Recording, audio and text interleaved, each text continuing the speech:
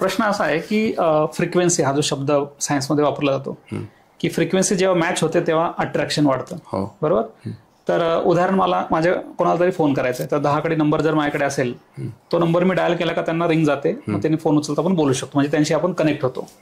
आणि आपल्याकडे मोठ्या व्यक्तींचा नंबर नसतो. फॉर एक्झाम्पल मोदीजी आपले प्राईम मिनिस्टर, त्यांचा नंबर जर मला मिळाला समजा आणि तो मी डायल केला तर माझं त्यांच्याशी पण बोलणं होऊ शकतं, म्हणजे फ्रिक्वेन्सी मॅच होऊ शकते. बरोबर.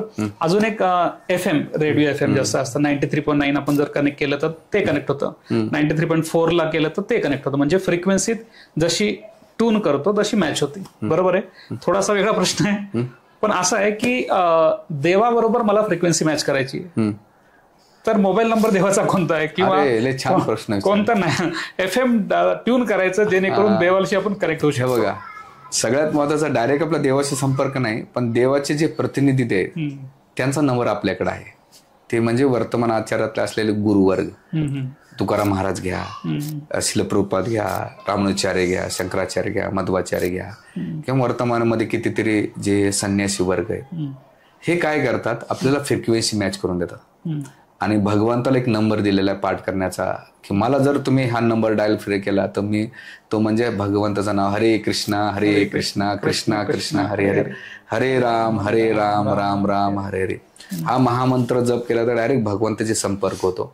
आणि जरी तुम्ही म्हटलं जसं मोदीकडे जाऊ शकत नाही तर त्यांचा जो पी असतो किंवा एखादा मोठा व्यक्ती त्याच्याच, तर भगवंत कदाचित आपल्या डायल नंबरला दुर्लक्ष करते, पण त्यांना आवडणारे व्यक्ती आहेत गुरुवर्ग, त्यांना जर धरून ठेवलं बरोबर तर ते भगवंत काय म्हणतात, माझ्यापेक्षा माझ्या भक्तांना जो प्रिय आहे तो मला प्रिय आहे. एखादा मला कृष्ण प्रिय भगवंत मध्ये बाजूलो, तर त्यांच्या भक्तांना धरून ठेवायचं. तुकाराम महाराज असो, श्रील प्रभुपाद असो, किंवा जे काही वर्तमान आचार्य वर्ग आहे त्यांना धरून ठेवलं तर भगवंताला ते प्रिय आहेत आणि त्यांच्या आश्रयाखाली राहू तर भगवंताचे संपर्क होऊ शकतो.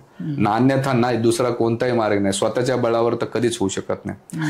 म्हणून ही जी परंपरा, गुरु शिष्य परंपरा दिली, ती काय शिकवते की ह्या परंपरेनं गुरु परमगुरु करत करत परंपरा असं करत तुम्ही जेव्हा जाता तर भगवंत संपर्क होतात. डायरेक्ट जाताना तर होणार नाही. मोदीकडे जायचं असेल तर तुम्हाला पहिले एखाद्या आमदाराचा, खासदार, पुन्हा नंतर मंत्र्यानंतर त्यांचा कार्यालय असतो, मग संपर्क केला जातो. एवढ्या प्रोसिजर मध्ये जेव्हा जाता तुम्ही त्या PM ऑफिस पर्यंत बघ. तसं भगवंताकडे जाण्यासाठी जेव्हा तुम्ही कोणत्याही इस्कॉन मंदिरात जाता किंवा कोणत्या, तर गुरु शिष्य परंपरा दिलेली आहे. मग त्या परंपरेतून तुम्ही भगवंताला संपर्क करू शकतात.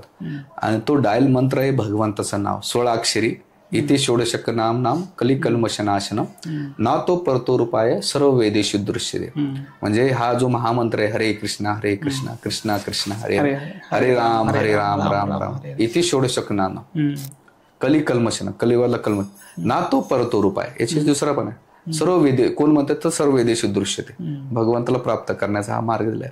म्हणून हा 16 अक्षरी डायल मंत्र फिरवत राहा, डायरेक्ट भगवंताची फ्रिक्वेन्सी मॅच होते. हाच फ्रिक्वेन्सी मॅच करणं, भगवंताला अट्रॅक्ट करण्याचा हा डायल नंबर आहे, बाकी कोणता नाही. खूप छान.